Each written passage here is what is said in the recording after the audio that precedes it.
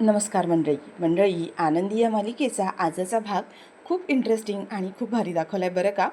मंडळी, युगंधर जो आहे ना आता आनंदीच्या खरोखर प्रेमात पडणार आहे आणि त्याला आता सतत आनंदीमध्ये समिधाचा भास होत असतो आणि तो आता खरोखर आनंदीच्या प्रेमात पडलेला आहे. पण मंडळी, जेव्हा आता इकडे ह्या लोकांची पार्टी सुरू असते आणि त्या पार्टीमध्ये जेव्हा आता आनंदी युगंधरचं वर्णन करत असते. आता तिने युगंधरला खऱ्या डोळ्याने तर कधी पाहिलं नाही आहे, पण आनंदीने जे काही वर्णन केले ना त्याप्रमाणे त्या माणसाने, जो स्केच काढणारा माणूस आहे त्याने हुबेहूब आता इथे ह्याचं युगेंदरचं स्केच काढलेलं आहे. आनंदीला डोळे नसतानासुद्धा तिने त्याचं वर्णन अगदी हुबेहूब त्याच्यासारखंच केलं आहे. म्हणजे तिच्या नजरेमध्ये युगेंदर जसा आहे अगदी तशीच प्रतिमा तिने तिच्या नजरेत बनवलेली असते. आणि हे बघून आता सगळेजणं प्रचंड कौतुक करत असतात. इकडे शिल्पाचा तर चेहऱ्यावरचा रंगच उडाला आहे. म्हणजे ती स्केच पाहिल्यानंतर तिला असं वाटतं की असं कसं होऊ शकतं.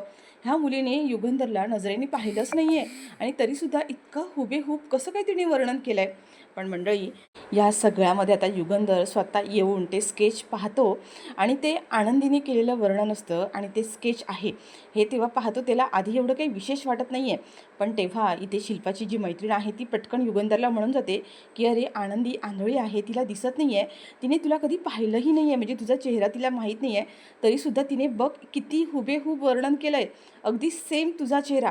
आणि आता इथे युगंधरसमोर एक मोठं सत्य आलं, म्हणजे आनंदी आंधळी आहे हे त्याला समजलंच, पण त्यासोबत ती आंधळी असतानासुद्धा तिने आपलं चित्र आणि आपलं वर्णन अगदी असं एवढं हुबेहूब केलं आहे हे बघून त्यालासुद्धा खूप मोठा धक्का आणि शॉक बसलेला आहे.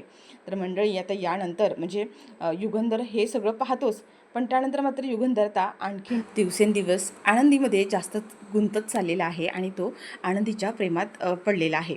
आता या सगळ्यानंतर युगंधरने सगळ्यांसमोर आनंदीने त्याचं कौतुक केलेलं असतं, म्हणजे तुम्ही आज खूप छान दिसताय असं तर ती म्हणालेली असते. पण आता हा जो युगंधर आहे तो सुद्धा आता ह्या सगळ्यांसमोर आनंदीचं सुद्धा भरभरून कौतुक करतो.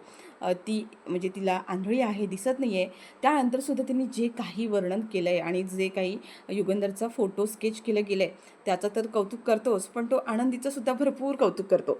पण आता हे सगळं नेमकं कसं घडलं आहे, काय घडलं आहे, हे सगळं काही आपण पाहूया. तर मंडळी, पण त्याआधी जर तुम्ही आपल्या चॅनलवर नवीन असाल आणि चॅनलला अजूनही सबस्क्राईब केलं नसेल तर चॅनल आत्ता सबस्क्राईब करून घ्या, म्हणजे मालिकांचे असेच येणारे नवनवीन व्हिडिओज, नवीन अपडेट सगळ्यात आधी तुम्हाला आपल्या चॅनलवर पाहायला मिळतील.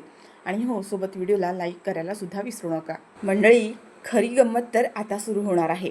म्हणजे बघा, इकडे आता आनंदीने युगंधरला फोन केलेला असतो आणि तिने त्याला फोनवरती मालक साहेब तुम्ही आज खूप छान दिसताय असं ती म्हणालेली असते. आणि या सगळ्यामुळे आता युगंधरच्या चेहऱ्यावर जो काही ग्लो आला आहे ना, म्हणजे आनंदीने कौतुक केल्यानंतर त्याला ते खूप भारीवालं फिलिंग आलेलं असतं. इतक्या वर्षानंतर का होईना पण कुणीतरी आपलं असं कौतुक केलं, आपण छान दिसतोय असं कोणीतरी बोललं, म्हणजे युगंधरला ते काहीतरी वेगळंच फील आलेला असतो. तो उठतो आणि आता समोर जो माणूस असतो, म्हणजे ज्या माणसावर तो आधी चिडलेला आहे, त्याला त्याच्याशी तो आता एकदम शांत आणि नीट बोलतो. आता आनंदीच्या शब्दाने त्याच्यावर अशी काही जादू केली आहे, तो अचानक शांत झालेला आहे आणि त्याला म्हणतो की ठीक आहे, नेक्स्ट टाईम डिझाईन कराल ना त्या थोड्या चांगल्या करा, आणि तो त्याला तिथून जायला सांगतो. युगेंदर उठतो आणि आता तो इकडे आरशाच्या समोर येतो आणि समोर येऊन तो कितीचा वेळ स्वतःकडेच पाहत बसलेला आहे आणि त्याच्या कानात तेच आता आनंदी बोललेली सतत सतत येत असतं. त्यावर शिर्के म्हणतात की मालक साहेब, काय स्वतःलाच तुम्ही एवढे निरखून का पाहताय आरशामध्ये, काही झालंय का? त्यावर शिर्के म्हणतात, आता शिर्केच्या बोलण्यावर युगंधर म्हणतो की शिर्के, आज काही मी वेगळा दिसतोय, नेहमीपेक्षा काही चांगला दिसतोय का? कापडे बिपडं काही अगदी आज वेगळी घातलीत का? त्यावर शिर्के म्हणतात की मालक साहेब, तुम्ही तर रोजच छान दिसता, आज पण छान दिसताय. पण त्यावर शिर्के मालक साहेब म्हणतात की नाही नाही, आज काही स्पेशल आणि खास आहे का? म्हणजे आज नेहमीपेक्षा काही वेगळं. आता तो स्वतःचा चेहरा निरखून पाहतो, दाढी मिशी सगळं पाहतो, कपडे पाहतो आणि म्हणतो की काहीतरी वेगळं आहे वाटतं आज. त्यावर शिर्के म्हणतात, नाही हो मालक साहेब, नेहमीचीच कापडं आहेत आणि नेहमीच तुम्ही एवढे छान दिसता. आता युगंधर स्वतःकडे पुन्हा पाहतो आणि म्हणतो की आनंदीने माझं एवढं कौतुक कशापायी केलं असेल. आता त्याला काही कळत नाही आहे. पण तेवढ्यात इकडे आता ज्या शिल्पाच्या मैत्रिणी आलेल्या आहेत त्या आनंदीला म्हणतात, काय गं, आम्हाला युगंधर नक्की पुढे काय रिॲक्ट करतो, कसा रिॲक्ट करतो हे तरी पाहायचं होतं. पण बरं, जाऊ दे, आपण आता नेक्स्ट राऊंडला सुरुवात करूया. आणि आता त्यांनी दुसरा गेम अजून सुरू केला आहे. शिल्पा म्हणते, बस झाला, आता किती गेम खेळणार आहात, लहान आहात का तुम्ही? परत आता त्या मैत्रिणी म्हणतात, मोठ्याने पण कधीतरी लहान होऊन खेळायचं असतं आणि आपण काही सारखं सारखं भेटतो का? केव्हा तरीच पार्टी करतो तर मनासारखं एन्जॉय करायचं. पण त्यातली एक मैत्रीण म्हणते की हा गेम आहे ना, हाच गेम सुंदर आहे, आपण हाच गेम खेळूया. आता पुन्हा त्यांनी तोच गेम सुरू केला आहे, ट्रूथ अँड डेअरचा. आणि आता त्यांच्या मैत्रिणींमधले एकही दोघींचे राऊंड होतात आणि तो पुन्हा राऊंड खेळता खेळता पुन्हा एकदा ती जी बॉटल आहे ती आनंदीच्या समोर येते आणि आता पुन्हा एकदा आनंदीची टर्न आली आहे आणि आता आनंदीने पुन्हा एकदा डेअरच घेतलेला आहे. आता आनंदीच्या समोर ती बॉटल आल्यानंतर आता त्या ज्या आहेत त्यातली एक जी मैत्रीण म्हणते की आनंदी आता एक काम करायचं, आम्हाला माहिती आहे की तू अजूनही युगंधरचा चेहरा पाहिला नाही आहेस, पण आज आम्ही तुला जे अनुभवलं ना, तू जे करते त्याच्यावरून असं वाटतं की तू नक्कीच युगंधरचं स्केच हुबेहूब काढू शकतेस. खरं तर तुझं युगंधरवर खरं प्रेम असेल तर युगंधरचं खरं स्केच जे आहे तुझ्यासमोर येईल. पण आता आनंदी म्हणते, अहो मी कसं स्केच काढणार, मला स्केच वगैरे नाही काढता येत, मी कधी ते केलं नाही आहे. तेव्हा ती मैत्रीण म्हणते, अगं तुला स्केच काढायचंच नाही आहे, तुला फक्त युगंधरचं वर्णन करायचं आहे, स्केच काढणारा माणूस दुसरा असणार आहे. आणि तेवढा तिचा जो मित्र आहे त्या मित्राला ती बोलवते, म्हणजे शिल्पाची जी मैत्रीण आहे तिचा एक फ्रेंड आहे त्याला तिने बोलवलेलं असतं आणि म्हणतो की हे बघ, हा काढणार आहे आता स्केच आणि तुला युगेंदरचं वर्णन करायचं आहे. आनंदी आता तशी खुश झालेली असते, कारण युगंधरला तिने जरी कधी स्वतःच्या नजरेने पाहिलं नसलं तरी आनंदी जी आहे ती एखाद्या माणसाच्या वागण्यावरून, बोलण्यावरून, स्वभावावरून एखाद्या माणसाची प्रतिमा ती स्वतःच्या मनात तयार करायची आणि तिने सुद्धा ह्या सगळ्या गोष्टीला तर लगेचच होकार दिला आहे. आणि बाकी सगळेजण आता एक्साइटेड झालेत की आनंदीने युगंधरला नजरेने तर पाहिलं नाही आहे, ही कसं काय हे स्केच बनवू शकेल. शिल्पात्री म्हणते, अगं काय करताय तुम्ही, तुला काय वाटतं की तिला येणार आहे का ते, तिने युगेंदरला पाहिले का, तिला डोळे नाही आहे, तिला दिसत नाही आहे, ती कसं काय त्याचं वर्णन करणार आहे, उगाचच वेळ वाया घालू नका. पण आता तिच्या मैत्रिणी आहेत त्या म्हणतात की नाही नाही, आनंदी हे सुद्धा नक्कीच करेल, आमची खात्री आहे, आम्हाला पाहायचं आहे. आणि आता त्याच्यामुळे आनंदीने सुद्धा होकार दिला आहे आणि आता आनंदी तो जो स्केच करणारा माणूस आहे तो सुद्धा आलेला आहे. आणि आनंदी म्हणते की हो, मी तुम्हाला युगंधर मालक साहेबांचं वर्णन करून सांगते. आणि आनंदी आता हळूहळू तिने तिच्या नजरेसमोर जशी युगंधरची प्रतिमा बनवलेली असते तशी प्रतिमा तिने डोळ्यासमोर आणून एक एक अशी छोट्या छोट्या गोष्टी सगळ्या ती आता त्या स्केच आर्टिस्ट जो आहे त्याला ती सांगत असते.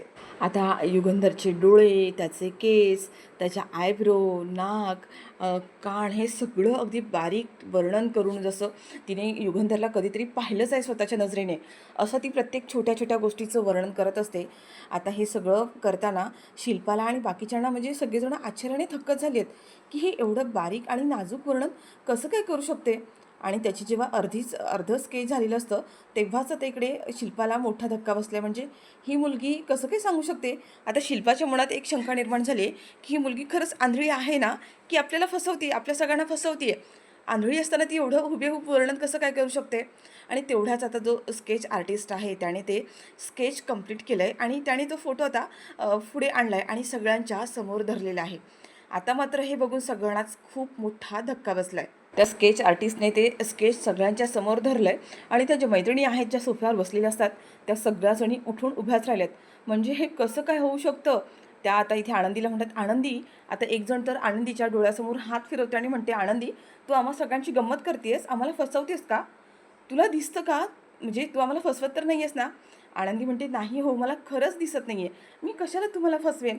आता सगळ्या आश्चर्यचकित होऊन म्हणतात की अगं असं कसं होऊ शकतं, तू युगंधरला न पाहतासुद्धा त्याची प्रतिमा कशी काय बनवली आहे. आणि त्यातली एक मैत्रीण म्हणते की काही नाही, नवऱ्यावर जर प्रेम असेल तर ही गोष्टसुद्धा शक्य आहे. आणि आनंदी किती हुशार आहे, प्रत्येक छोट्या छोट्या गोष्टींचा अगदी बरोबर अंदाज लावते. आपणच आता पाहिलं ना की तिने घरच्या सगळ्यात छोट्या छोट्या वस्तू कुठे ठेवल्यात, किती पावलांवर आहेत, हे सगळं तिने नीट अगदी बरोबर सांगितलं. तर योगेंदर तर तिचा नवरा आहे, त्याचा चेहरा तर तिने नक्कीच तिच्या डोळ्यासमोर नजरेसमोर तयार केला असेल.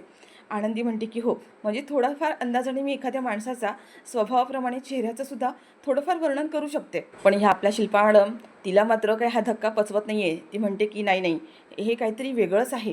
आनंदी आंधळी असताना कसं काय युगेंदरचा चेहरा असा सेम सेम कसं काय करू शकते. नाही नाही, यात काहीतरी गडबड आहे, ही मुलगी आपल्याला नक्कीच फसवते, हिला दिसत असणार आहे पण ही दिसत नसल्याचं खोटं नाटक करते.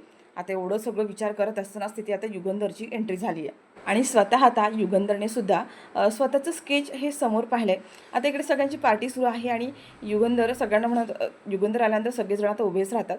पण तेवढ्यात युगंधर म्हणतो की नाही नाही, बसा तुम्ही सगळे, तुमचं चालू द्या, मी आलोच. आणि आता तो त्याच्या रूममध्ये जात असतो तेवढ्यातच तिथली एक मैत्रीण म्हणते की अरे युगंधर, हे बघ ना तुझं स्केच.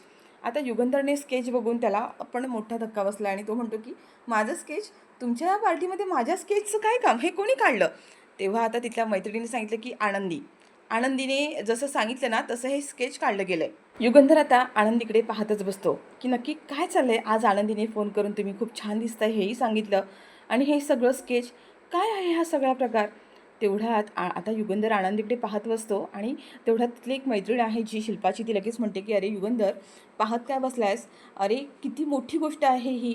आनंदीला दिसत नाही आहे, तिने तुला कधी पाहिलंसुद्धा नाही आहे नजरेने, आणि तरीसुद्धा तिने तुझं चित्र, तुझं हुबेहूब वर्णन केलेलं आहे. आता जेव्हा ती ही मैत्रीण असं म्हणते ते ऐकून युगंधरला मात्र धक्का बसलाय.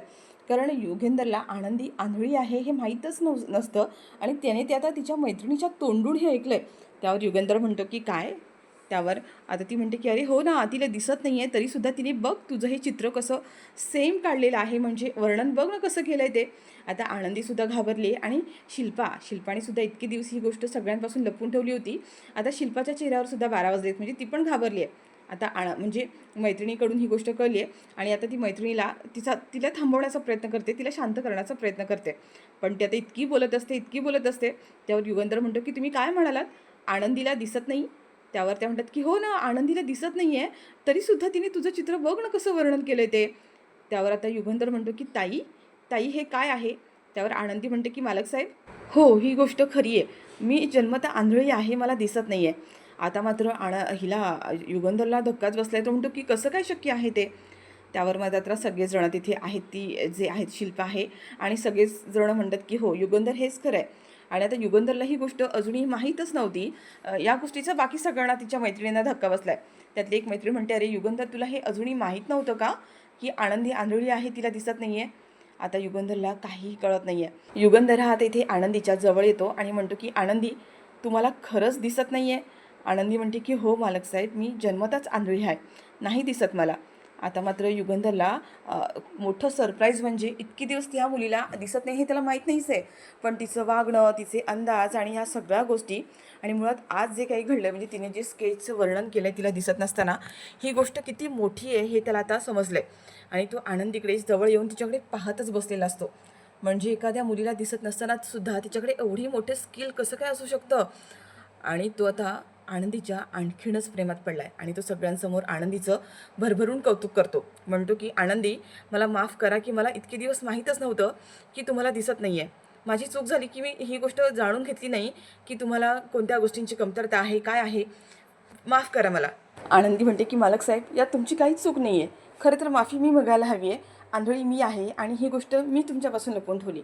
मालक साहेब मला माफ करा. पण आता युगंधर सगळ्यांसमोर आनंदीला तर माफ करतोच, पण आता आनंदीने जे काही आज केलेलं आहे त्या सगळ्यांसमोर तो आनंदीचं भरभरून कौतुक करतो. आणि आता इथे युगंधरच्या तोंडातून आनंदीचं कौतुक ऐकताना आनंदीला सुद्धा खूप भारी वाटत असतं. म्हणजे तिला असं वाटलं होतं की मालक साहेब आता चिडतील, रागवतील, त्यांना आज कळलं आहे की आपल्याला डोळे नाही आहेत, आपण आंधळे आहोत. पण तसं काहीच घडलेलं नाही आहे. मुळात युगंधर आनंदीचं भरभरून कौतुक करत असतो. आणि हे सगळं ऐकून मात्र शिल्पाचा चेहरा पांढरा फट्ट पडलेला आहे. तिला मोठा धक्काच बसला. म्हणजे तिला असं वाटलं होतं की युगंधरला आता कळलं की तो चिडेल, त्या मुलीवर रागवेल, तिला घरातून बाहेर काढेल. पण तसं काहीच झालं नाही आहे. उलट युगंधरने सगळ्यांसमोर, त्या सगळ्या लेडीजसमोर आनंदीला खूप मान सन्मान दिलेला आहे आणि तिचं भरभरून कौतुक केलेलं आहे. आणि त्याच्यामुळे आता शिल्पा अजूनच चिडलेली आहे.